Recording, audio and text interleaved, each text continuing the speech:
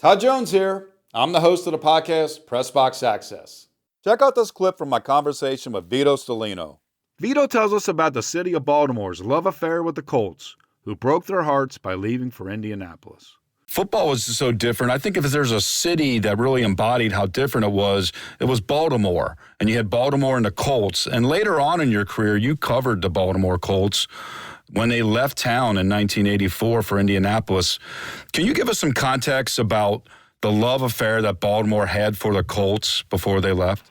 Yeah, Frank DeFord wrote a book about, he was from Baltimore, a novel, about this kid that somehow got a dozen Colt tickets. And he used those tickets to want him to get into college, to get a job, and just how valuable the Colt tickets were. And in '58 they played the famous game against the Giants. Right. Unitas became the face of the league. One of my friends once said the NFL wasn't important until Johnny Unitas made it important. Wow. Which I think really summed it up. And and Baltimore up till then was kind of the whistle stop between Washington and Philly and New York. So they had lost the baseball to the Yankees. Went to New York, and the Baltimore Orioles, the original, went to New York, became the Yankees. So they didn't get baseball back until 1954. Just a few years before people don't know this either. In 1952, a team failed in Dallas. They literally went bankrupt and moved to Hershey, Pennsylvania, and finished out the season as a Think road about that. team. Football failed in Dallas. Think about that. In Dallas in 1952, just shows you how it's why. Which in a way led to the formation of the AFL, because they would not give Lamar Hunt a franchise. They were very wary of expanding because they knew about Dallas just happened a few years earlier, and they were wary about surviving. Right. And but anyway, so the Hershey team moved to Baltimore, I think in '53, and became the Baltimore Colts. So there were still some of the players like Art Donovan had played in fact, George Young, who later became the general manager of the Giants and one of the iconic figures in league history, he played there too. And so they moved to Baltimore, and then they started winning, and the city, just embraced them. And so the whole decade of from 58 to 72, it was just amazing. Right. But then Carol Rosenblum made a swap with Bob Irsay, and he got the Rams. And I still love that they swapped franchises. Think about that. Carroll was such a maneuver that he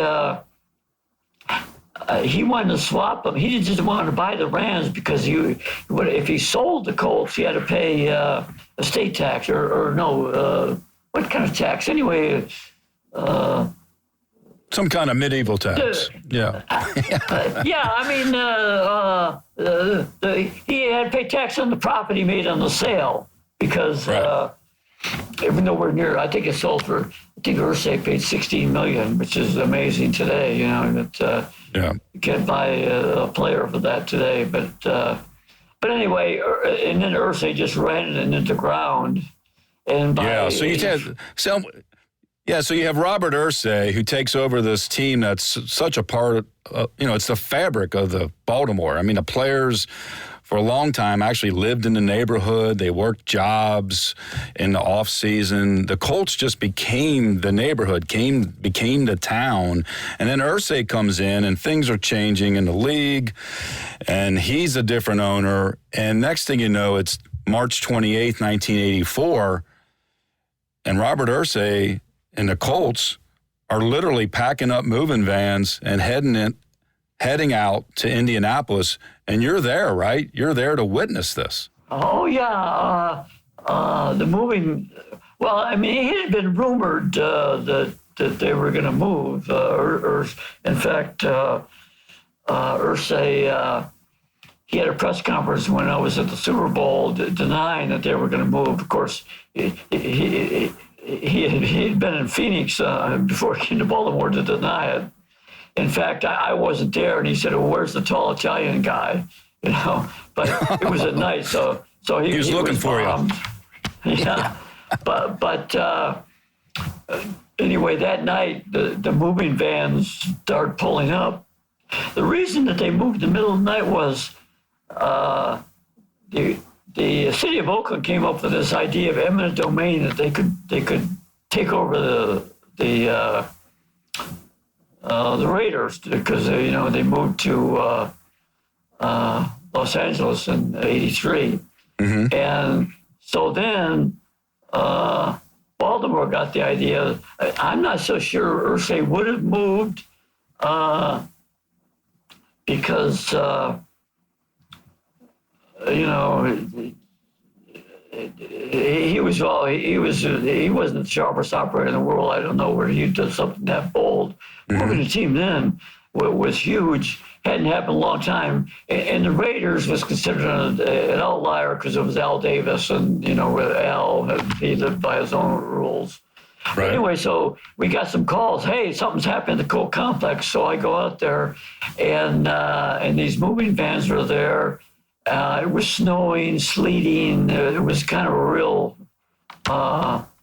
surreal scene, and these moving vans started moving out, and we didn't know where they were going. Wow. But that's why he did it at night. He was sneaking out of town so they couldn't use eminent domain, which, as a legal theory, never held any water anyway.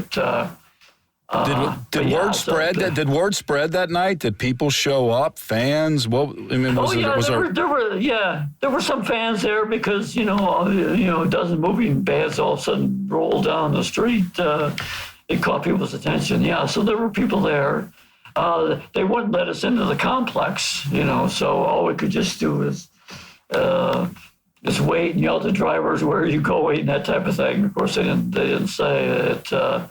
And the people who did the packing were like a bunch of college students, and I forget who lined them up. And the moving vans, the Mayflower moving vans, did not help Mayflower's business in Baltimore after that. Although, I bet the vans were not from Baltimore. They had driven down. I forget from where they had. It was a town, I think, in Pennsylvania where they came from. Right. And so, I mean, that was just a devastating thing in Baltimore to lose the Colts. The NFL did nothing to stop it.